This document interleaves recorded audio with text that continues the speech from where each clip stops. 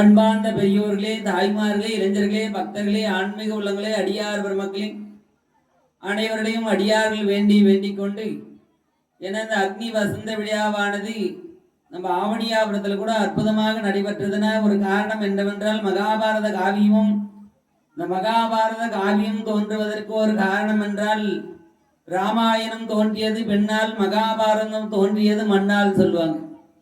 இந்த இரண்டிற்கும் ஒரு வார்த்தைகள் தான் வேறுபாடு. அந்த இரண்டு வார்த்தைகளும் மகாபாரத காவியம் சந்திரகுலத்தையும் சூரிய பகவானுடைய குலமாக ராமாயணமாக அமைந்தது. இந்த மகாபாரத காவியத்தை அடியார்கள் சொல்லிக் கொண்டிருக்கிறாங்க. நாளை தினம் படுகொல வைபவம் அக்னி வசந்த விழாவும் வெகு சிறப்பாக நடைபெறுள்ளது. நம்ம ஆவணியாபுரத்துல இப்படியாக பாகவதர்களும் பெரியோர்களும் தாய்மார்களும் இளைஞர்களும் ஒன்றாக சேர்ந்து பாஞ்சாலி அம்மைக்காக 1 ரூபா 2 ரூபாய் இல்லை, வாழ்த்திய பணம் 50 ரூபாய் 100 ரூபாய் 500 ரூபாய் வரையில 1,25,000 ரூபாய் வாய்த்துறாங்க அடியன் இடத்துல.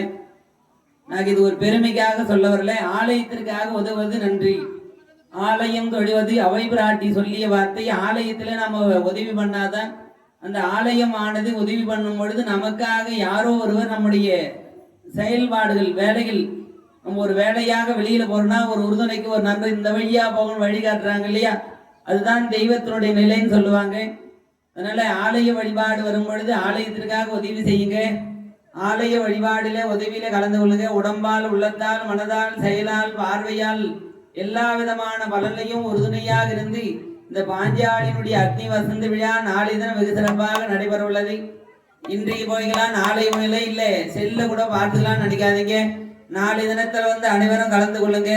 நம்ம ஆவணியாபுரத்தில் எப்படி வெகு சிறப்பாக நடைபெறும் அது போலதான் எல்லா லைட் அரேஞ்ச்மெண்ட்டுகளும் பெரியவர்களும் காப்பு கூட நிறைய பேர் கட்டியிருக்கிறாங்க. நாங்கள் இன்றைய தினம் இங்க பார்க்கும் பொழுது நம்ம காப்பை விட இந்த காப்பு அற்புதமா இருக்குது. இது என்ன துணியானது, மேலே அந்த மஞ்சள் உள்ளே மறைத்தவனும் இந்த மஞ்சள் காப்பு இருக்குதுன்னு நம்ம ராஜா அண்ணன் கிட்ட கேட்கும்போது அது யாரும் பார்க்க கூடாது. அந்த காப்பு என்பது மனதில் தோன்றக்கூடிய ஒரு காப்பு.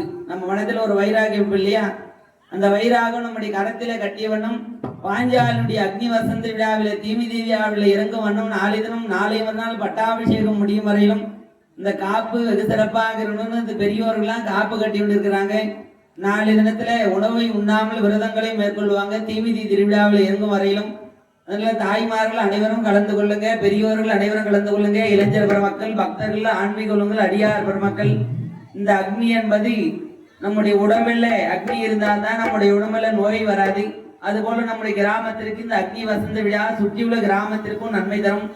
நன்மையும் செல்வம் நாளும் நல்குமே, திண்மையும் பாவம் திகழ்ந்தவன் ஜென்மமே மரணமே உறைந்து போகுமே உண்மையே ராமா என்ற 2 எழுத்து மந்திரம். அந்த ராம மந்திரம் தாயான பாஞ்சாலி அம்மைக்கு எப்படி பகவான் உறுதுணையாக இருந்து வழி நடத்துகிறார், அதுபோல நம்முடைய குடும்பத்திற்கும் நம்முடைய உற்றார் சொந்த பந்தங்களுக்கும் அடியார் உள்ளங்களுக்கும் இந்த பாஞ்சாலி அம்மை துணையா இருப்பார். போத்ராஜா குடிப்படை கொந்தம் கொடிசிலை விருவமை